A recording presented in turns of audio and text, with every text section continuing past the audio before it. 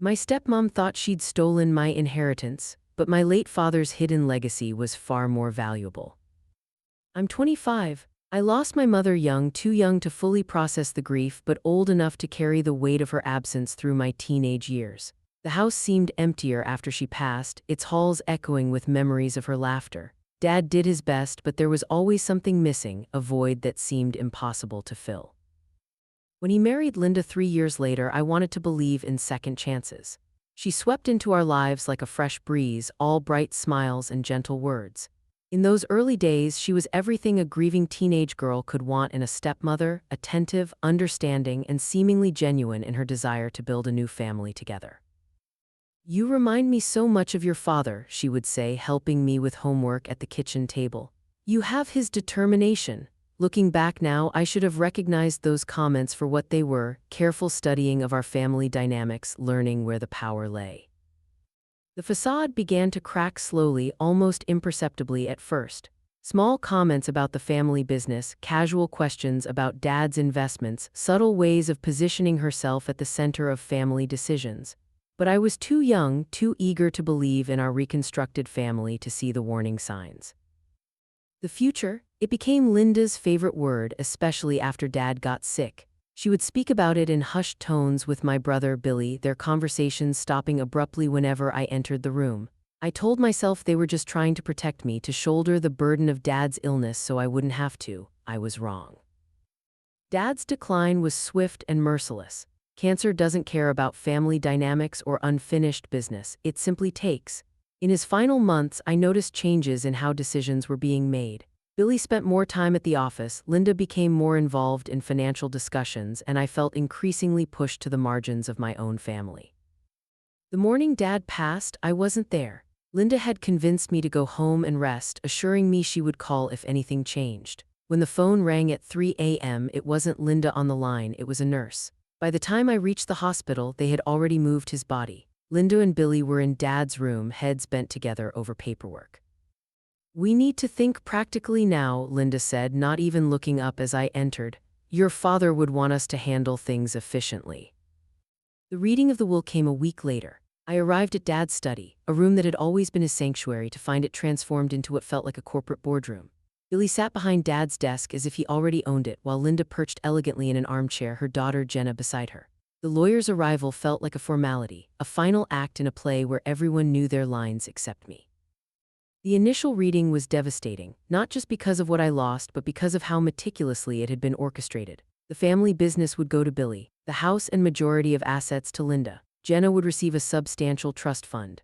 And me, I was left with what amounted to a pat on the head, a small sum that felt more like an afterthought than an inheritance. I couldn't breathe. I looked over at my brother, but he was already getting up to leave. I followed him into the hallway. "Is this what you wanted, Billy?" I asked, my voice barely above a whisper. "Did you do this to me?" He turned to face me, his expression unreadable. "I didn't do anything. This is just how things went," he said almost coldly. "You can't change the way Dad divided everything up. I'm just making sure things run smoothly and Linda has the right to what's hers." "But you knew about this," I snapped. "You knew how much this house meant to me. Why didn't you do something? Why didn't you protect me?" Billy looked at me for a long moment, and for the first time I saw something close to guilt in his eyes, but it was quickly replaced by a coldness I couldn't ignore. "You never asked for it, Maddie. You were too focused on your own little life. This was just how things had to be. Don't make this about me." Billy was always Dad's golden child. He seemed to thrive under Linda's influence. While I struggled to find my place in our evolving family dynamic, Billy moved through it all with an ease that I envied. He had Dad's business sense, Linda's charm, and an ability to make everything look effortless that left me feeling perpetually inadequate. "You're too sensitive," he would tell me whenever I voiced concerns about Linda's growing influence. "She's just trying to help Dad. Someone needs to think about the future of the business." But I wasn't ready to give up just yet. I called my lawyer, Charlotte, my lawyer and longtime friend. She listened to everything, her silence growing heavier with each detail I shared. When I finished, she asked one question that changed everything. "Did you know your father came to see me 3 months ago?"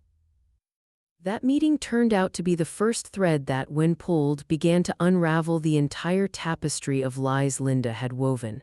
Dad hadn't just visited Charlotte, he had left a trail of breadcrumbs, knowing that someday I would need to follow them. Your father was many things, Charlotte said, spreading documents across her desk, but naive wasn't one of them. He knew exactly what Linda was planning, and he prepared for it. The codicil we discovered was just the beginning. Dad had documented everything. Linda's gradual takeover of his finances, her secret meetings with the family lawyer, even her attempts to influence his decisions while he was medicated. He had created a parallel will, one that could only be revealed after Linda and Billy showed their true colors. The confrontation in court was everything Linda had tried to avoid: public, documented, and impossible to manipulate. When Charlotte presented the evidence, Linda's perfectly composed facade cracked. The real will revealed Dad's true intentions. The house and a controlling interest in the business would come to me, while Linda's share was reduced to a modest pension. Billy would retain his position in the company, but answerable to a board of trustees, not autonomous as he'd planned. This is ridiculous, Linda sputtered, her designer outfit suddenly seeming like a costume rather than clothing. He would never. He did, Charlotte interrupted, producing a video recording of Dad explaining his decisions, and he made sure the truth would come out. The aftermath was both easier and harder than I expected. The legal battle was clean thanks to Dad's meticulous planning, but the emotional fallout, that was messier. Linda moved out within a week, taking Jenna with her. I heard they relocated to Florida, where Linda had apparently been maintaining a separate residence, just another secret in a life full of them. Billy was a different story. The day after the court ruling, I found him in Dad's study, staring at the wall of family photos. I thought I was protecting the business, he said without turning around. I thought I was doing what Dad wanted. Dad wanted us to protect each other, I replied. The business was just a means to that end. We're working on rebuilding our relationship now. It's slow, complicated by years of competition and misunderstanding, but it's progress. Billy still runs the operational side of the business, but we make decisions together. Sometimes, late at night in Dad's study, we can almost feel him watching over us, proud that his children finally learned to work as a team. The house feels different now. I've kept most of Dad's things in place, but I've also started adding my own touches. Mom's garden, which Linda had wanted to replace with a pool, is blooming again. Last week I found a letter Dad had hidden in his desk, dated just days before he passed. My dearest, it read, by the time you find this you'll have faced choices I hoped you'd never have to make, but I know you'll make them with the same grace and strength your mother had. Sometimes the greatest gift we can give our children is the chance to fight for what's right. You'll understand when the time comes. I understand now, Dad. The legacy you left wasn't just about money or property, it was about truth, justice, and the courage to stand up for what's right. Linda thought she could rewrite our family's story, but she forgot one crucial detail: the truth always finds its way to the light. These days, when people ask about family, I have a different answer than I used to.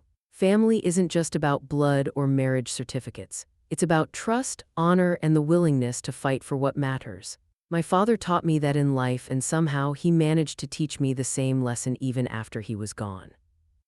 I still visit Mom's grave every Sunday, and now Dad rests beside her. I tell them both about the business, about Billy's slow but steady redemption, about how their legacy lives on in ways they might never have imagined. And sometimes, when the wind rustles through the trees just right, I can almost hear them both reminding me that the strongest families aren't built on blood or money, but on truth and love. The transformation of our family business has been remarkable in the years since the truth came out. Where once there was secrecy and manipulation, now there's transparency and collaboration. Billy and I implemented new policies that Dad would have loved: profit sharing for long-term employees, community outreach programs, and a scholarship fund in our mother's name. Linda called once, about 6 months ago. I let it go to voicemail. Her message was what you'd expect: hints about reconciliation, vague mentions of regret, subtle suggestions about putting the past behind us. I saved the message but never returned the call. Some bridges once burned should stay that way. The truth did more than set us free. It showed us who we really are and who we could become. Dad's legacy lives on not just in the business we run or the house we preserved, but in the values we uphold and the future we're building. That's an inheritance worth more than all the money in the world, and one that Linda, with all her schemes and manipulations, could never have understood or taken away. Looking back now, I realize that Dad's greatest gift wasn't the material wealth he left us, or even the careful planning that protected it. His greatest gift was teaching us, through his life and even through his death, that true wealth lies in the strength of our character and the courage to stand up for what's right. Everything else is just details.